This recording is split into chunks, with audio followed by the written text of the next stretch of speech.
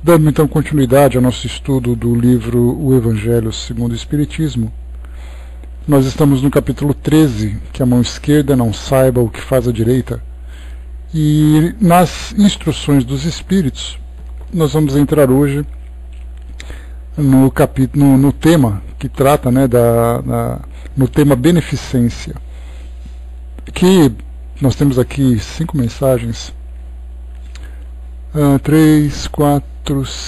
6 mensagens que são bastante motivadoras para nós, porque existe uma grande preocupação, principalmente quando nós temos, como lema principal dentro da doutrina, que é fora da caridade não há salvação.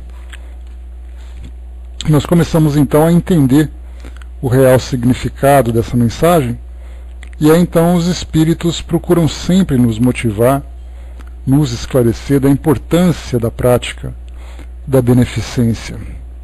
Começamos com a própria definição: ato, prática ou virtude de fazer o bem, de beneficiar o próximo, bem-fazer, filantropia.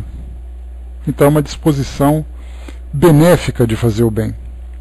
Então o dicionário, por si só, já mostra o significado, não apenas dentro do nosso idioma, mas também o valor moral que envolve essa definição. Bom, para falar sobre caridade, a gente tem que começar a entender do porquê existe a caridade e por que a necessidade dessa prática. Nós começamos a compreender a realidade do nosso mundo, e dentro das definições que os Espíritos trazem para nós a respeito de um mundo de provas e expiações, mostra exatamente aquele momento em que, diferente dos mundos primitivos, onde a agressividade, a brutalidade é muito presente, e consequentemente a indiferença também se mostra de uma forma bastante intensa, quando entramos no mundo de provas e expiações, nós começamos a ver o desenvolvimento moral dos espíritos de uma forma mais clara, mais reflexivos, mais desenvolvidos intelectualmente, com valores se apresentando de um modo mais ostensivo. E aí, consequentemente, vemos também, saindo daquela brutalidade, daquele individualismo, nós começamos a entrar então naquela fase de sensibilização. Então, na verdade, a sensibilidade que começa a brotar dentro de nós, que faz com que nós sintamos a compaixão por aqueles que passam por dificuldades diversas. E aí então vemos a dor do outro, aquela dor nos comove de alguma forma, e aí então, dentro das nossas possibilidades, daquilo que estiver ao nosso alcance, nós vamos então procurar levar um pouco de alívio, um pouco de consolo, a assistência, mas fazemos isso naturalmente de um modo ainda inconsciente, motivados por essa sensibilidade que vai brotando. Quando nós começamos a ter uma compreensão a respeito da realidade do mundo espiritual, das forças invisíveis que atuam sobre nós e através de nós, isso é o mais importante, nós de fato nos colocamos à disposição do mundo espiritual para fazer aquilo que é possível, fazendo com que a lei divina que move o nosso mundo e todos os mundos comecem de fato a atuar aqui entre nós. É muito comum, quando nós começamos a ter um conhecimento a respeito das ideias religiosas tradicionais, quando nós pensamos no milagre, naquelas forças invisíveis, sobrenaturais, que atuam sobre o nosso mundo e transformam a realidade das pessoas. Então elas fazem ali as suas solicitações, as suas rogativas, e esperam que essa força do nada transforme aquele problema numa situação já solucionada, e é o que ele chama então de milagre. Para nós, espíritas, que começamos a ver o mundo espiritual a partir de uma outra perspectiva, ver o mundo espiritual sem essas forças, porque na verdade, quando nós vemos o mundo espiritual a partir de uma visão religiosa, dá a impressão de que nós vemos um grupo de espíritos ociosos, forças se mobilizando, aquelas ondas de energias indo de um lado para o outro, movidas naturalmente pelo pensamento divino, e aí então atuando sobre o nosso mundo. Já nós, através do conhecimento que chega, através dos ensinamentos dos espíritos, essas forças, que a princípio são apenas energias se mobilizando, nós vemos consciências se mobilizando. Vemos espíritos transitando de um lado para outro, utilizando os recursos disponíveis no mundo espiritual para poder auxiliar tanto aqueles que se encontram naquela dimensão, como também nós, que nos encontramos aqui nessa dimensão mais densa, né, nessa dimensão mais física. Mas sempre lembrando que, independente da dimensão onde nós estejamos, nós somos espíritos. E aí então a gente vê que esses milagres, que a princípio são vistos, o milagre na verdade é o milagre da ação, é o milagre da atitude, é o milagre do trabalho, onde nós temos indivíduos, personalidades que se mobilizam em benefício daqueles que têm necessidade, como acontece aqui no nosso mundo. Então existe uma cadeia de ação, onde consciências mais elevadas vão transmitindo então a sua mensagem e naturalmente contando também com a própria iniciativa de cada indivíduo dentro dessa cadeia. Então mobiliza uma consciência, mobiliza um grupo e assim vai transmitindo esse comando até chegar naqueles que nós podemos chamar de fato de operários do mundo espiritual. E esses operários atuam no mundo invisível, ou atuam de uma forma invisível aqui no nosso mundo, como também contam com o nosso trabalho. Então, na verdade, aquilo que nós chamamos de milagre nada mais é do que o funcionamento de uma grande cadeia de trabalhadores, utilizando recursos que nós ainda não conhecemos, ou mesmo atuando de uma forma clara para todos nós, através das nossas mãos, através da nossa palavra, através da nossa vontade, para fazer com que as coisas se transformem.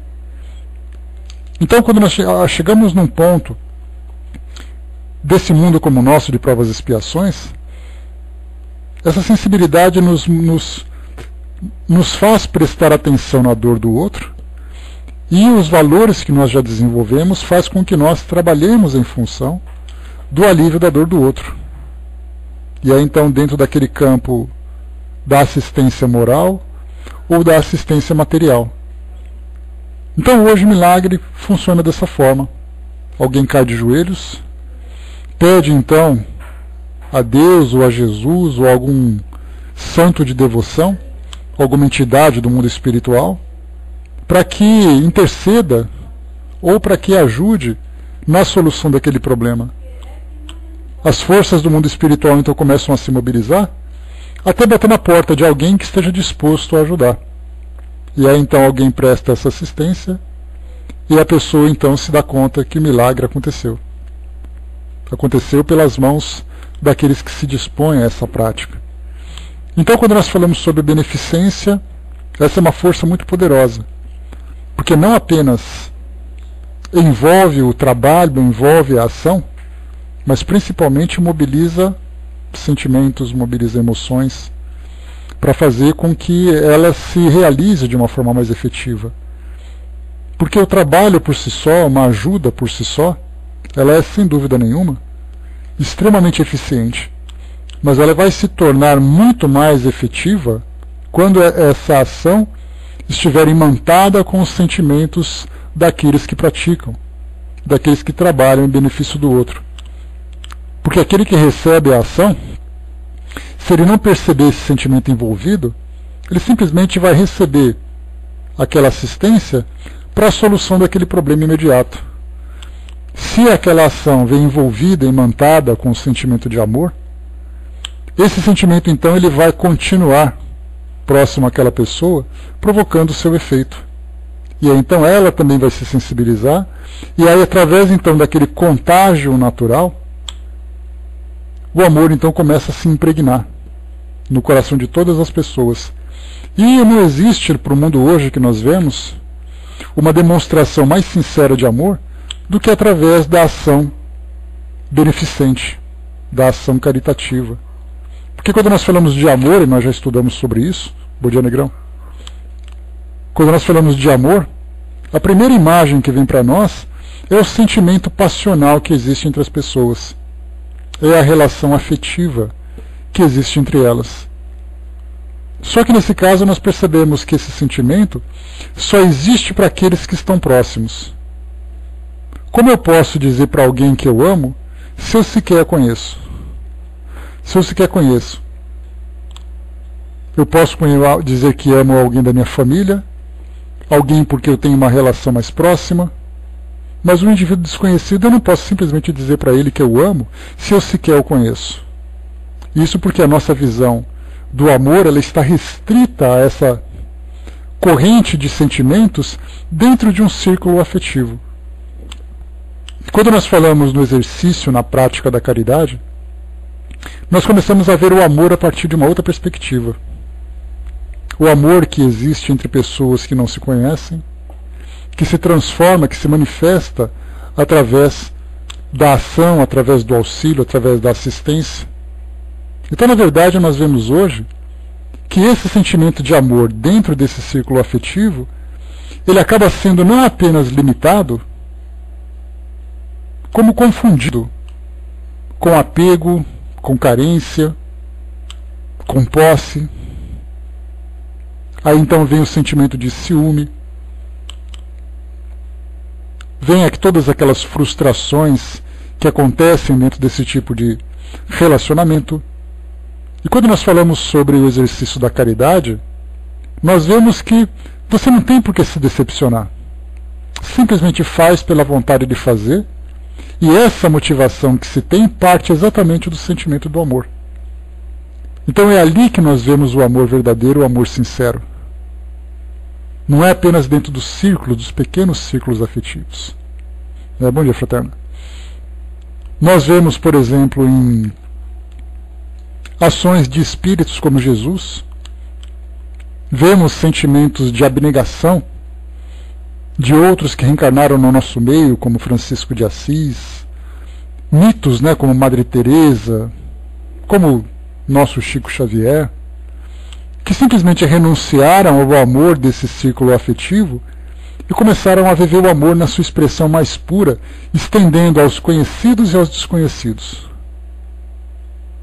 Então, para que nós possamos conhecer o amor, não é Dom Helder Câmara, temos tantos e tantos nomes, Angelina, que seria para nós até uma injustiça falar aqui o nome deles, porque nós esqueceríamos de outros também, que viveram esse mesmo tipo de sentimento, que manifestaram, na verdade, esse mesmo tipo de sentimento. Então nós começamos a perceber que o mundo hoje só se dá conta do amor no momento em que ele se defronta com a dor. Porque esse sentimento de afeto familiar, afeto entre pessoas, ele fica restrito àquele mundo. Ele não é capaz de sentir o amor se manifestando no mundo se não for através dessa ação. Então, um mundo como o nosso, esse é um mecanismo muito interessante que a natureza se utiliza, e nós podemos usar aquela expressão que ou nós nos modificamos pelo amor ou nos modificamos pela dor.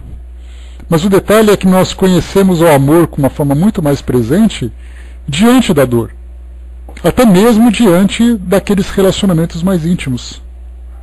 Porque enquanto está todo mundo bem, todo mundo se ama, todo mundo é feliz, no momento de maior dificuldade nós vemos a manifestação do amor se apresentando de uma forma muito mais intensa. Vocês já podem ter percebido isso. No momento em que alguém passa por um sofrimento, no momento em que alguém passa por uma dificuldade, dentro de nossa casa, dentro de nossa família, dentro do nosso círculo de amigos, quando as pessoas começam a se manifestar, seja apenas demonstrando o amor através da palavra, através de um gesto de carinho, ou mesmo através da autodoação para tentar ajudar naquele momento de dificuldade. Então, para nós, a natureza utiliza então o recurso da própria dor exatamente para mostrar para nós o efeito contrário.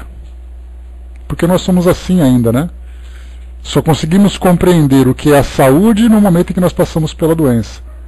Só conseguimos compreender o efeito da luz no momento em que nós estamos no escuro. Então tudo isso vai acontecendo, né, despertando em nós esses sentimentos, até o momento em que nós, de fato, alcançamos aquele nível de maior conscientização e começamos a viver então esse sentimento de um modo muito mais pleno, de um modo muito mais claro. Porque aí então o amor não se manifesta apenas nos momentos de necessidade. Ele se manifesta intensamente o tempo todo, de uma forma contínua. Então a natureza ainda nos força a viver situações difíceis exatamente para que possamos despertar em nós esse sentimento que é, de fato, o sentimento mais verdadeiro, o sentimento mais puro. Para muitos de nós, que temos uma sensibilidade mais desenvolvida, nós conseguimos aproveitar as oportunidades para exercitar aquilo que nós já aprendemos a compreender, mas ainda que seja de uma forma muito incompleta, de uma forma muito simples. Então nós vemos nas necessidades que acontecem no nosso mundo as oportunidades para poder experimentar esse sentimento, para poder vivenciar ele de uma forma na sua plenitude. E aí então vemos as dores do mundo.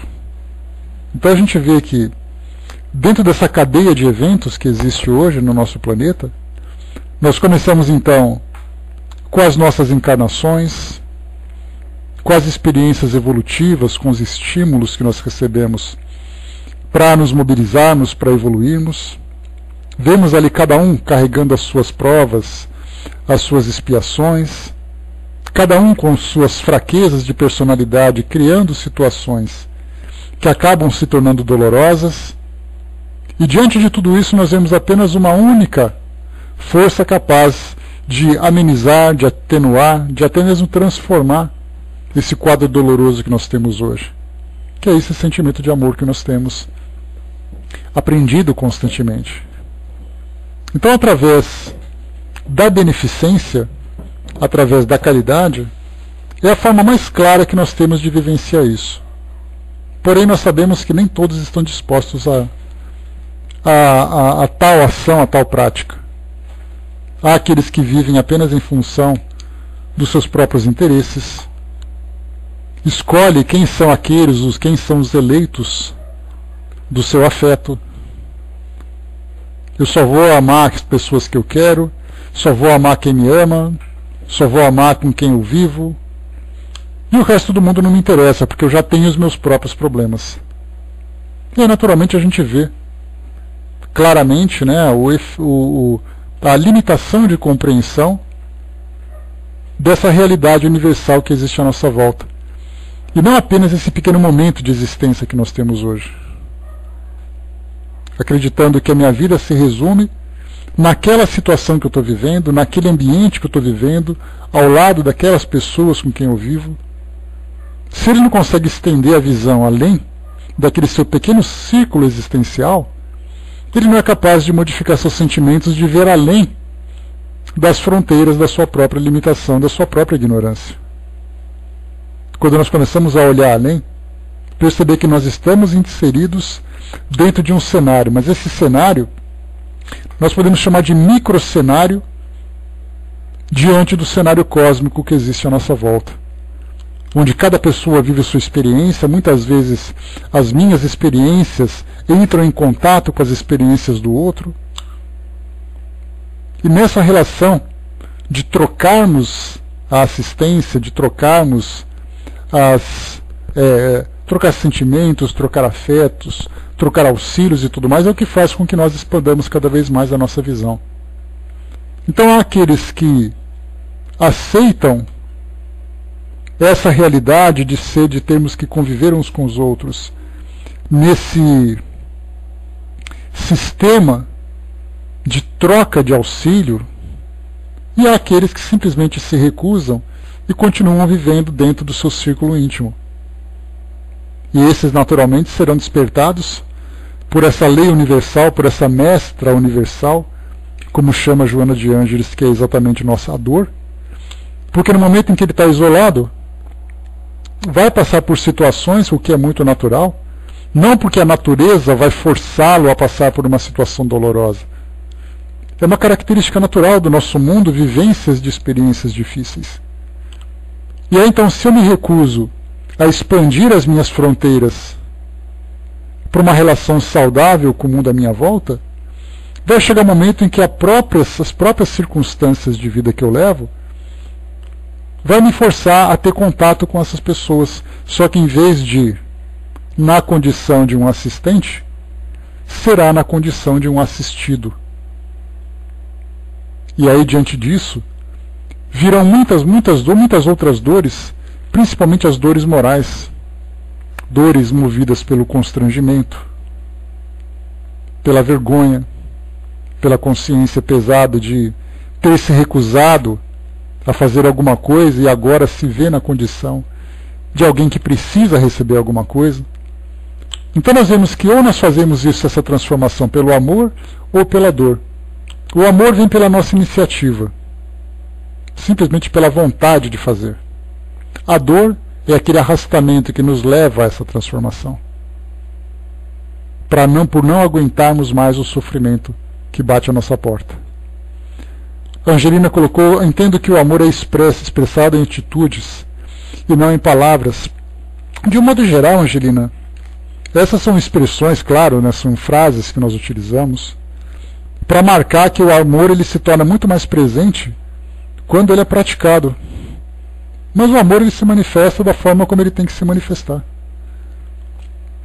Muitas vezes, né, a gente estendendo um pouco mais e analisando um pouco mais a profundidade dessa ideia, a gente lembra que uma prece que você faz, silenciosa, é uma manifestação do amor. Uma palavra que você emite também é uma expressão do amor. E uma atitude que você pratica também vem se manifestando de uma forma mais materializada o sentimento de amor. Então tudo começa pela nossa intenção, dentro daquilo que se pode fazer, dentro daquilo que está ao alcance da pessoa.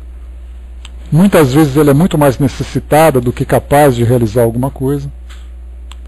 Olá, Alves, bom dia, Xanri. Então a gente vê que o amor ele se mobiliza de formas que nós estamos aprendendo a compreender, mas tudo passa da sinceridade de emitir, de praticar esse sentimento. E aí então ele se manifesta da forma como tem que se manifestar. O Negrão colocou: nosso amor não pode ficar restrito à família e amigos, pois todo aquele que faz a vontade de meu Pai que está no céu é meu irmão, minha irmã, minha mãe. É esse sentimento que nós estamos aprendendo a vivenciar, né? Muito difícil para nós ainda entender esse amor de uma forma mais abrangente, porque exatamente nós temos ainda essa dificuldade de compreender qual é o conteúdo exato desse sentimento. Nós ainda vivemos dentro daquela ideia de que eu amo e recebo de volta o amor. E isso acontece naturalmente dentro daquele nosso círculo pessoal. Os nossos amigos, eu amo meus amigos porque meus amigos me amam. Eu amo a minha família porque minha família me ama. Então é sempre uma troca ainda. Nós não somos capazes de amar incondicionalmente sem receber nada em troca. Não que nós não vamos receber. Porque o amor ele é uma energia que ele circula. Ao mesmo tempo que ele ilumina, ele também reflete. Então nós estamos aprendendo, e através dessa beneficência, nós começamos então a sair do nosso círculo pessoal e começamos a viver o sentimento de amor com pessoas estranhas. Muitas vezes estranhas. Quando você faz alguma coisa, e não necessariamente restrita também a uma instituição. É sempre bom a gente lembrar. Estarmos vinculados a uma instituição facilita o exercício exatamente porque a instituição se propõe a isso, e se propondo a isso, ela então tem contato muito maior com aqueles que são necessitados. Então você coloca, olha, eu quero fazer tal coisa e eu quero participar do trabalho de vocês. Todas as pessoas que precisam buscarão aquela instituição e você estará ali à disposição. Mas ela não fica restrita a uma carteirinha, a uma ficha de inscrição que você preencheu. Ela acontece nas situações mais simples do nosso cotidiano, do nosso dia a dia. E aí então, nos defrontando com pessoas estranhas, que passam por uma situação de necessidade, nós nos colocamos à disposição para auxiliar, nós percebemos então que esse tipo de sentimento vai além das nossas fronteiras pessoais. Ele se torna então impessoal, universal. E é exatamente essa força que nos mobiliza a esse aprendizado. A força da necessidade, a força da dor, ainda. Vamos então aqui para a nossa primeira mensagem. Bom dia, Miriam. Para a nossa primeira mensagem, já que são 5 mensagens que nós temos aqui, dos espíritos que falam sobre esse sentimento, ou sobre essa virtude que é a beneficência. Então nós temos aqui primeiro Adolfo, bispo de Alger, mensagem que chegou para nós em Bordeaux, 1861. E essa mensagem aqui ela é muito emotiva. Podemos perceber que as palavras que foram utilizadas foram palavras assim que brotaram de fato do coração e não apenas da razão para trazer o esclarecimento. Ele diz assim: a beneficência, meus amigos, vos dará neste mundo os gozos mais puros e mais doces, as alegrias do coração, que não são perturbadas nem pelos remorsos, nem pela indiferença.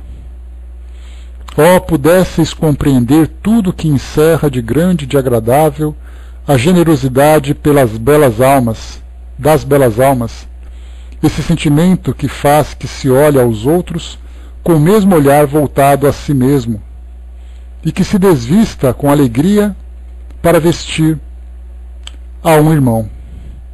Pudesseis, meus amigos, ter apenas a doce preocupação de fazer aos outros felizes. Quais as festas mundanas que se pode comparar a essas festas jubilosas, quando, representantes da divindade, levais a alegria a essas pobres famílias, que da vida só conhecem as vicissitudes e amarguras. Quando vedes esses rostos malicentos brilharem, subitamente de esperança, desprovidos de pão, esses infelizes e seus filhos, ignorando que viver é sofrer, gritavam, choravam e repetiam essas palavras que, como finos punhais, penetravam no coração materno. Tenho fome. Compreendei quanto são deliciosas as impressões daquele que vê renascer a alegria, onde momentos antes só havia desespero. Compreendei quais são as vossas obrigações para com os vossos irmãos. Ide ao encontro do infortúnio, ao socorro das misérias ocultas, sobretudo que são as mais dolorosas. Ide, meus bem-amados, e lembrai-vos dessas palavras do Salvador. Quando vestirdes a um desses pequeninos, pensai que é a mim que o fazeis. Caridade, palavra sublime que resume todas as virtudes, és tu que deves conduzir os povos à felicidade. Ao praticares, eles estarão semeando infinitas alegrias para o próprio futuro, e durante o seu exílio na terra, serás para eles a consolação, o antegozo das alegrias que mais tarde desfrutarão, quando todos reunidos se abraçarem no seio do Deus de amor. Foste tu, virtude divina, que me proporcionaste os únicos momentos de felicidade que gozei na terra. Possam os meus irmãos encarnados crer na voz do amigo que lhes fala e lhes diz: é na caridade que deveis procurar a paz do coração, o contentamento da alma, o remédio para as aflições da vida. Quando estiverdes a ponto de acusar a Deus, lançai um olhar para baixo, e vereis quantas misérias a aliviar, quantas pobres crianças sem família, quantos velhos sem uma só mão amiga, para os socorrer e fechar-lhe os olhos na hora da morte. Quanto bem a fazer! Oh, não reclameis, antes agradecei a Deus, e prodigalizai a mancheias a vossa simpatia, o vosso amor, o vosso dinheiro, a todos os que, deserdados dos bens deste mundo, definham no sofrimento e na solidão. Colhereis neste mundo muitas alegrias bem suaves, e mais tarde, somente Deus o sabe. Então aqui o bispo de Argel, Adolfo, ele traz para nós essa mensagem, falando exatamente das alegrias que ele mesmo vivenciou no momento em que ele esteve encarnado, na época em que ele esteve encarnado. E aí então, quando se fala sobre esse amor puro que se sente no exercício dessa tarefa, desse tipo de trabalho, também não são todos que sentem, ou não são todos que se comprazem com ele, principalmente porque começa com o sentimento de autodoação. Esse doação, primeiro, do próprio sentimento, né? De dizer, por exemplo, que doar a minha preocupação, doar a minha atenção, doar a minha compaixão, é algo que nem todos estamos dispostos a fazer. Não pelo menos de uma forma imediata. A gente lembra que nem sempre buscamos aquele que sofre. Nós tropeçamos muitas vezes naquele que sofre, ou esperamos que bata a nossa porta. Isso porque, como eu sempre falo para vocês, não é algo intencional que nós fazemos, mas é algo que acontece de acordo com a nossa forma de viver, de acordo com a dinâmica do nosso mundo, que impõe para nós responsabilidades, compromissos que nós temos que cumprir. Então nós ficamos tão envolvidos com os nossos problemas que muitas vezes, fechados dentro do nosso universo, não percebemos aquilo que acontece à nossa volta. Falta tempo, não tempo de ação, mas falta muitas vezes o tempo de planejar um trabalho como esse, uma ação como esse. Ninguém sai de casa disposto a procurar um sofredor para poder ajudar. Então é natural que nós tenhamos a dificuldade de perceber onde nós podemos fazer alguma coisa de positiva dentro desse campo da beneficência. Mas esse Espírito já fala para nós que primeiro os frutos serão colhidos de imediato, pelo próprio sentimento que nós queremos vivenciar. Só que nós sabemos que, de acordo com a forma como nós nos relacionamos com o mundo físico, sentir alguma coisa feliz por fazer alguma coisa para alguém é muito pouco. Nós queremos de fato uma recompensa que seja para nós marcante, que seja para nós palpável. E por isso então, isso acaba não nos sensibilizando. E depende, claro, da percepção de cada um de nós. De saber que aquele pouco que foi feito, ou aquele muito que foi feito, teve um resultado dentro desse campo emocional, dentro desse campo afetivo, sentimental. E como hoje as pessoas não estão preocupadas ainda com o sentimento, nós lembramos naquela escala de 3 estágios, né, que mostra exatamente o grau evolutivo, e até mesmo ontem nós falamos sobre isso, através daquele texto sobre reencarnação, que Kardec comentou conosco, lá na Revista Espírita. Ele falava que são 3 níveis de evolução. Primeiro, aqueles que reencarnam e vivem preocupados com o mundo físico onde se encontram. Então, estando encarnados ou estando desencarnados, suas preocupações estão com os interesses do mundo físico. Se eu desencarnei, eu quero voltar. Se eu estou aqui, eu não quero ir embora. Então, tudo que me interessa são as sensações, são os prazeres, são as posses. Então não me interessa essa coisa de campo emotivo, de pensar na felicidade espiritual. O que me interessa é aquilo que acontece no nosso mundo. Aí passa toda aquela fase de transição, nós começamos então a entrar num campo mais sutil. Aquele campo que nós estamos encarnados, mas já conscientes dessa nova realidade. E aí então as nossas ações tem essa preocupação de ver além. Embora ainda a fé, que é exatamente o que nos move a olhar além desses muros, né, do mundo físico, não é ainda uma fé suficientemente forte, uma fé suficientemente profunda para nos levar a essa visão. Mas estamos vivendo aqui tentando construir algo que temos a vontade de vivenciar, a vontade de compreender. Depois nós temos a terceira fase, que é exatamente vivermos aqui no mundo físico, já convictos dessa realidade do mundo espiritual. E essa convicção que nós temos faz com que a nossa vida no mundo físico, aqui no mundo material, seja exatamente um estágio passageiro.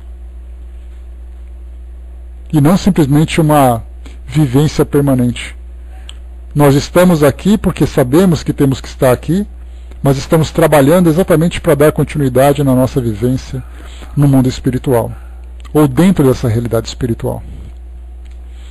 Então esses 3 estágios para nós mostram a capacidade de percepção que nós temos dentro desse universo mais sutil. Sabemos exatamente o que fazer, quando fazer, por quem fazer e por que fazer principalmente. E já temos consciência também do efeito que isso provoca sobre nós. Então, Adolfo, o espírito que se falou conosco aqui, trouxe para nós exatamente essa visão de vermos principalmente, como Kardec já tratou para nós lá no início desse capítulo, falando sobre os infortúnios ocultos.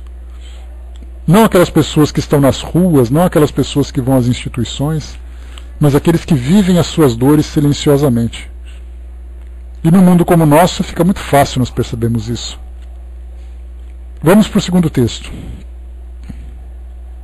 São Vicente de Paulo, Paris, 1858. Sede bons e caridosos, eis a chave dos céus, que tendes nas mãos. Toda a felicidade eterna se encerra nessa máxima. Amai-vos uns aos outros. A alma não pode elevar essas regiões espirituais senão pelo devotamento ao próximo.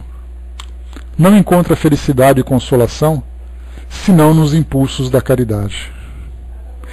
Isso aqui só para a gente poder observar que esse ensinamento chega para nós falando sobre a vivência ao próximo, os impulsos da caridade, que é a forma, a linguagem que nós compreendemos. Que é exatamente assim, para você viver o amor verdadeiro, você precisa fazer alguma coisa. Então nós percebemos que é um caminho contrário. Primeiro ele começa da troca. Para você vivenciar, você precisa praticar, mas para esses espíritos que alcançaram essas esferas superiores, a ideia de troca é absolutamente descartada, porque é uma vivência natural. Fazer alguma coisa pela dor do semelhante não é uma questão de fazer para receber. Ele faz pelo simples impulso de fazer. É um sentimento que é como se fosse a luz que brilha aqui num ambiente escuro, que penetra em todas as entranhas sem a intenção de penetrar. A luz não tem a preocupação de iluminar um pequeno orifício, um pequeno buraco. Ela simplesmente entra porque o buraco está aberto. Então nós percebemos que a vivência desse sentimento, ele é assim também. Não precisamos simplesmente procurar onde fazer. Eu estou disposto a fazer aquilo que simplesmente aparecer. Então a linguagem que os espíritos utilizam é exatamente isso. De termos de viver esse devotamento, de termos de viver esse impulso. Mas ao alcançarmos uma conscientização plena, não precisamos nos preocupar de saber se o outro está doente ou não, ou se está sofrendo ou não. De olhar para ele e perceber que existe alguma coisa de diferente no seu semblante, já nos mobiliza a saber o que está acontecendo para fazer. Continua. Sede bons, amparai os vossos irmãos, extirpai a horrível chaga do egoísmo. Cumprindo esse dever, o caminho da felicidade eterna deve abrir-se para vós. Percebe então na linguagem? Se nós cumprirmos esse dever, a felicidade vai se abrir. Então ainda a instrução chega para nós de uma forma comparativa ou de uma forma condicional.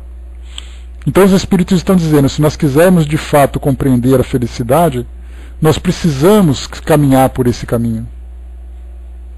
Mas a partir do momento em que nós absorvemos essa realidade, nós sentiremos a felicidade e essa felicidade vai se manifestar como consequência através da assistência, através do amor ao próximo.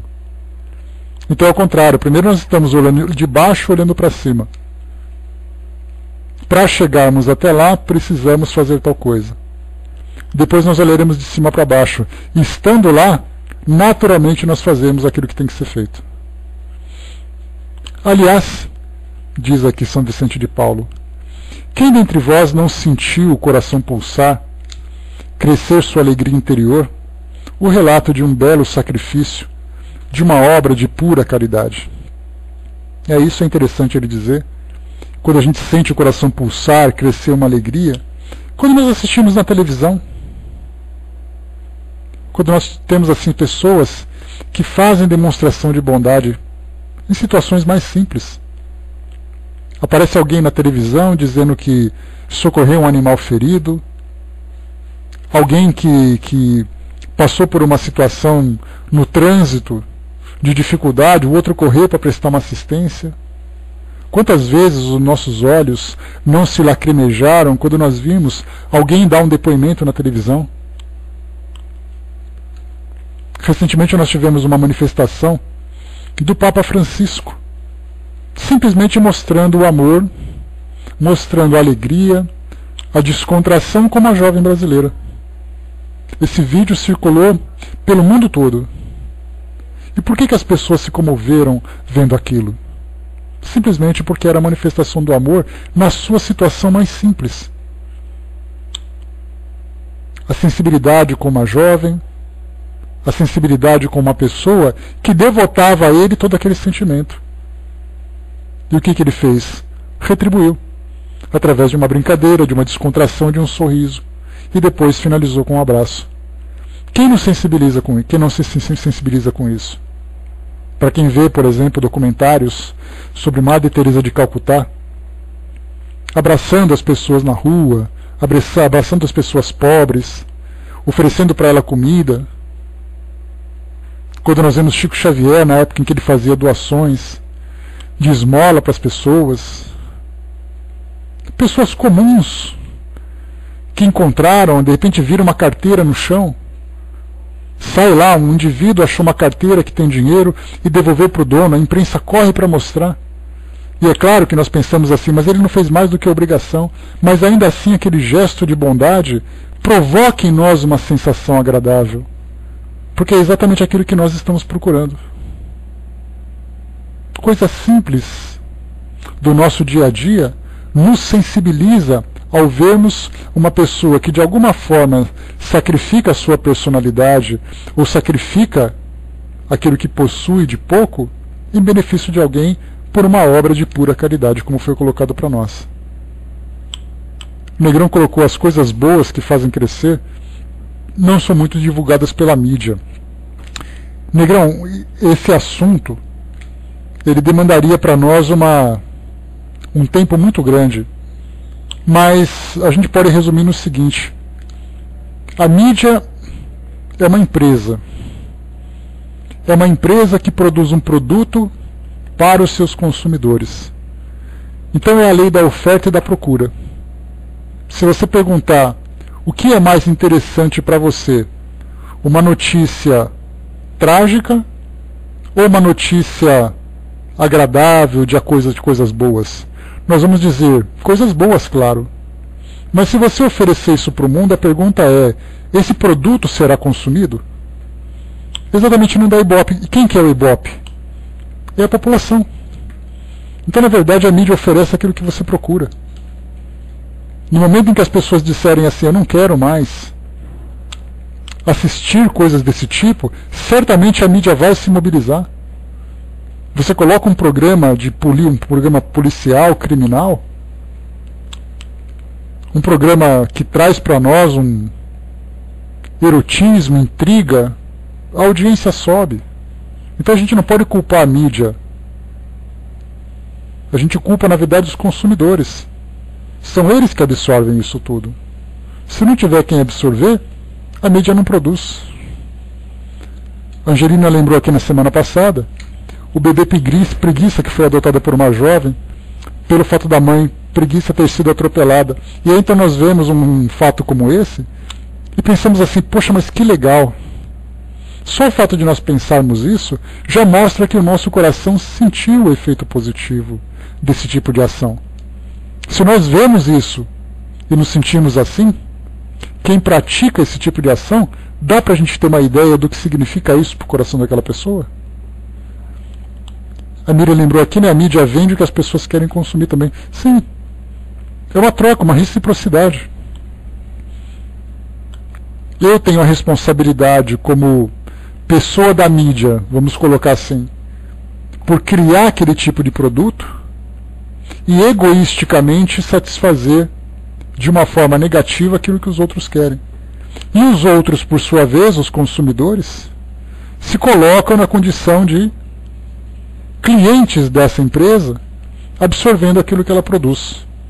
Então, na verdade, é uma troca, um alimentando o outro. A mídia alimenta o egoísmo, a agressividade, a inferioridade das pessoas, e as pessoas estimulam a mídia a produzirem aquilo que elas querem. Quando nós vemos a divulgação de um fato que para nós é nobre, normalmente é para encerrar um telejornal, no meio de uma notícia. Mas a gente vê também que, infelizmente, é a realidade do nosso mundo. A mídia simplesmente relata o fato que aconteceu. Continuando o nosso texto.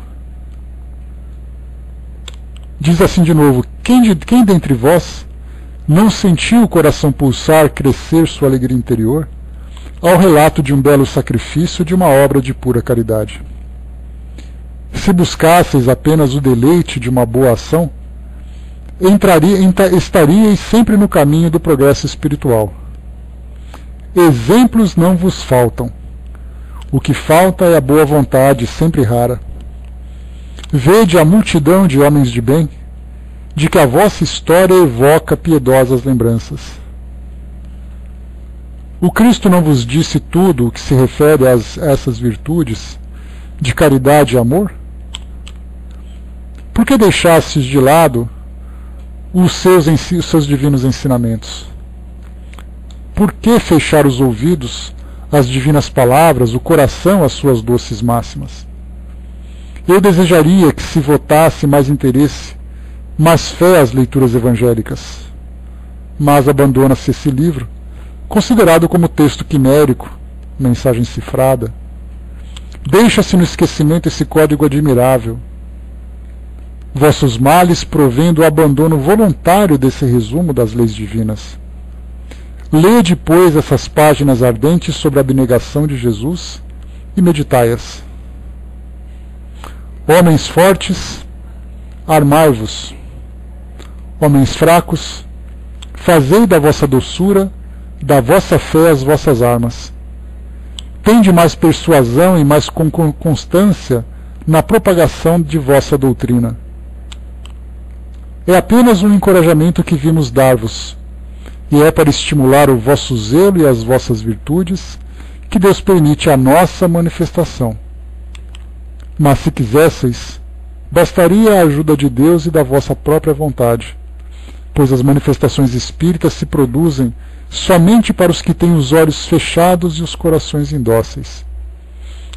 Observem essa passagem que ele disse agora. Por que os espíritos estão constantemente presentes aqui entre nós, trazendo essas mensagens? Simplesmente porque nós nos recusamos a aprender. Então nós vemos que há a necessidade de vir alguém dizer para nós que nós precisamos fazer o bem, que nós precisamos amar as pessoas, que nós precisamos ser pessoas de bem. Eles tiveram que vir aqui trazer essa mesma ideia ilustrada de formas variadas, para que nós entendamos que se nós não fizermos o bem uns para os outros, e naturalmente a nós mesmos, nós não conseguiremos ser felizes. Jesus já trouxe essa mensagem há muito tempo. Só que ela se transformou numa mensagem religiosa, não numa filosofia de vida. E aí então os espíritos vêm dizer a mesma coisa para nós, contando histórias, fazendo músicas, fazendo filmes, para dizer aquilo que já foi dito. E ele disse de novo para nós, olha só essa mensagem como ela é forte. Mas se quisesseis, bastaria a ajuda de Deus e da vossa própria vontade, pois as manifestações espíritas se produzem somente para os que têm os olhos fechados e corações indóceis. Somos nós. Para isso que os espíritos vêm. Para chamar a nossa atenção para aquilo que nós estamos nos recusando a aprender.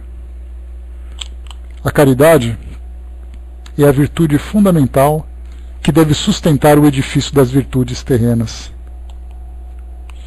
Sem ela, as outras não existiriam. Sem a caridade, nada de esperar uma sorte melhor, nenhum interesse moral que nos guie. Sem a caridade, nada de fé, pois a fé não é mais do que um raio de luz pura que faz brilhar uma alma caridosa. A caridade é a âncora eterna de salvação em todos os mundos. É a mais pura emanação do Criador. Lembra que nós conversamos sobre o milagre? O que é o milagre exatamente? Nada mais é do que a manifestação do amor. Mas qual é a nossa preocupação diante do milagre? Ficamos espantados com o fenômeno.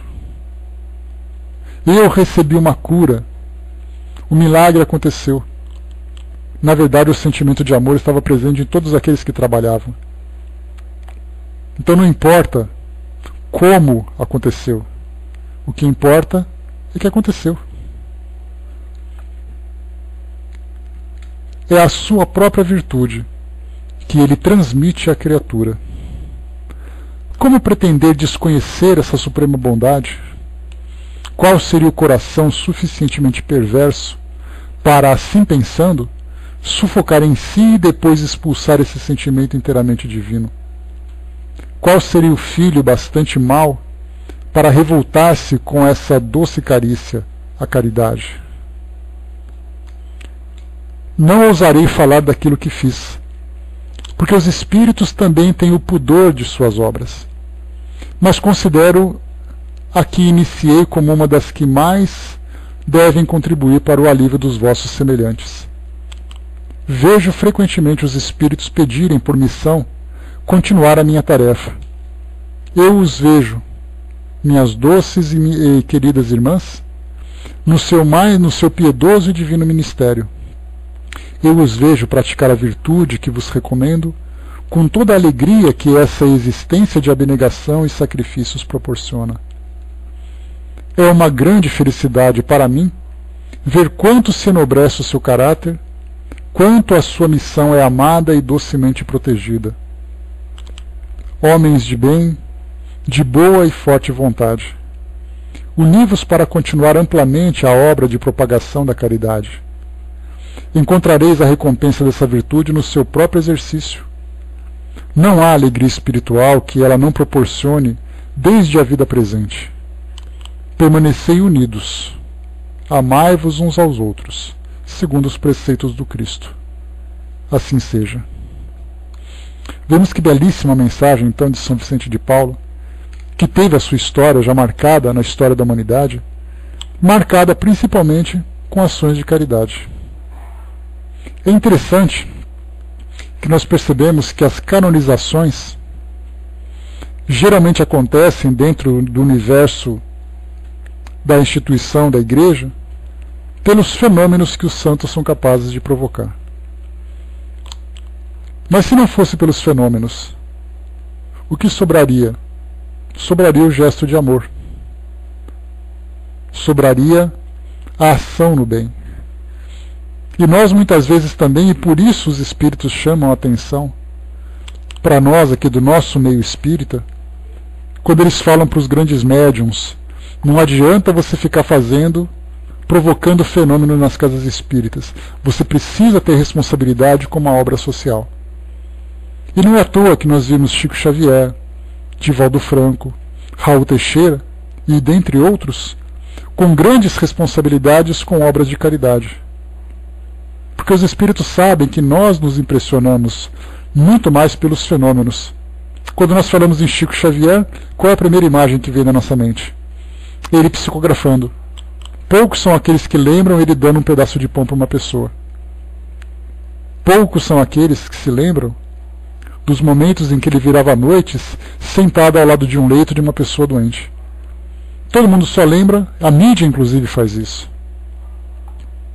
mostrando exatamente o fenômeno, porque nós nos impressionamos com os fenômenos. Porque são leis desconhecidas, mas a doutrina nos ajuda a compreender exatamente que essas leis são naturais e elas não têm por que provocar em nós grandes espantos. Mas temos que observar exatamente a manifestação do amor. E até mesmo dentro do meio espírita, e isso é algo que nós vemos claramente, através dos nossos estudos, tentar conhecer o mecanismo, a fisiologia dos fenômenos, desenvolver o nosso intelecto para conhecer o mundo espiritual, e nós nos esquecemos exatamente da autotransformação através do amor. Deixamos em segundo plano. E até mesmo para aqueles que estudam o Evangelho, muitos de nós somos assim, nos esforçamos para compreender as passagens, para decorar os textos, mas a vivência disso tudo exige de nós uma autodoação, que infelizmente nós temos dificuldade de oferecer. Seja por tempo, seja por oportunidade, seja por vontade. O Braz lembrou ter a sensibilidade de perceber essas leis, que é o difícil. É porque é uma coisa muito nova, né, Braz? A gente lembra que os fenômenos que se apresentaram no nosso mundo, eles sempre vieram de uma forma espetaculosa, né, usando uma gíria popular. E aí então chamava a atenção das pessoas porque fugia da nossa compreensão. As pessoas sempre valorizavam essas situações sobrenaturais, extraordinárias, espantosas. E aí então hoje nós podemos utilizar, vamos dizer assim, de uma forma mais fácil, de ver de uma forma mais fácil, a realização desses fenômenos. Então para nós é algo natural. Basta a gente lembrar, fazendo uma comparação muito pobre, quando nós vemos, por exemplo, os primeiros aviões que surgiram. No passado as pessoas diziam, nossa, eu vi um avião hoje. Quando ele voava, então ele dizia, voei, fiz uma viagem com aquele avião, uma coisa assim inacreditável. Hoje você fala assim, eu peguei um voo, fui para tal lugar. Você fala, é. Ainda sai reclamando do voo. Não basta voar, ainda fala mal daquela barrinha de cereal que recebeu durante o voo, né? No passado o voo era uma coisa extraordinária. Lembra da televisão quando surgiu?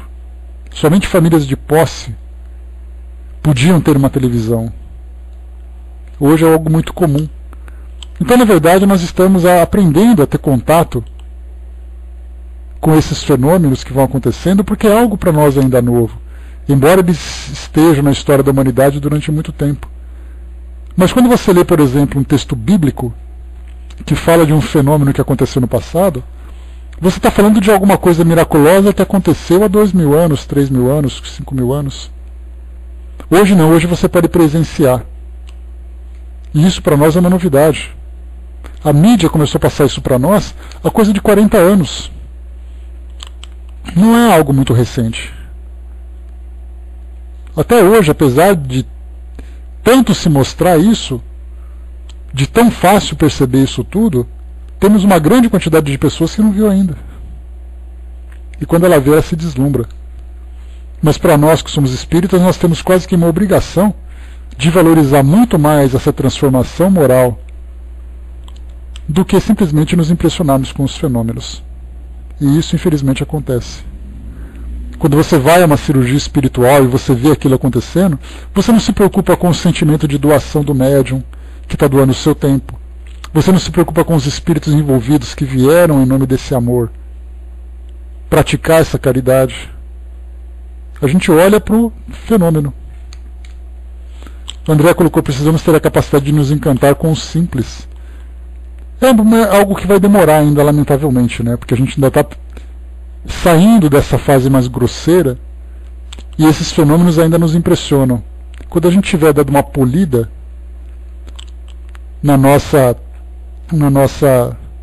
forma de entender o mundo, certamente a gente vai perceber esse simples de uma forma mais clara.